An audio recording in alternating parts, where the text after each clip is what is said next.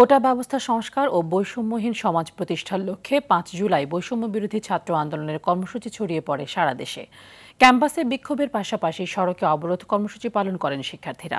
আন্দোলনের রায় পরিবর্তন করা যায় না, প্রধান বিচারপতির এ কথা যেন আগুনে ঘি ঢালার কাজ করে। আন্দোলনের তীব্রতায় ভীত হয়ে পড়ে ছাত্রলীগ।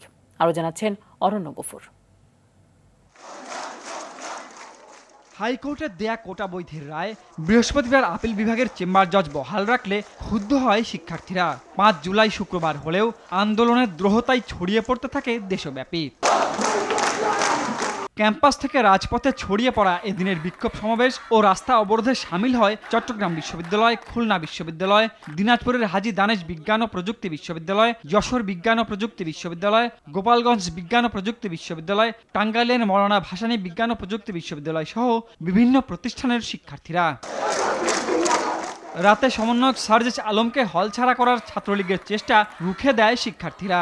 ছাত্রলীগের বাধা যেমন বাড়তে থাকে, কোটা বিরোধী আন্দোলনের সমর্থকও বাড়তে থাকে। ৫ জুলাই সমর্থন জানায় ঢাকা বিশ্ববিদ্যালয়ের সাদা দলের শিক্ষকরা ও গণতন্ত্র মঞ্চ। শিক্ষার্থীদের বিরুদ্ধে দায়েরকৃত সকল মামলা প্রত্যাহার। আদালতের আদেশের প্রতিক্রিয়া কিভাবে আন্দোলন দানা বাঁধতে সাহায্য করে তা জানান আন্দোলনের সংগঠকদের একজন।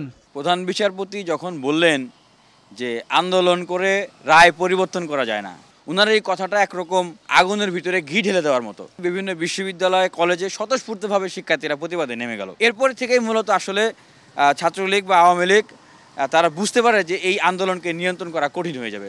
তখন থেকেই তারা এই আন্দোলনের বিরুদ্ধে ন্যারেটিভ দাঁড় করানো শুরু করে। ৬ জুলাই প্রতিবাদ কর্মসূচির ঘোষণা ও ৭ জুলাই থেকে ক্লাস পরীক্ষা বর্জনের আহ্বান জানিয়ে শেষ হয় ৬ জুলাইয়ের কর্মসূচি। সকল বিশ্ববিদ্যালয় এবং কলেজ থেকে বিক্ষোভ মিছিল বের করা হবে।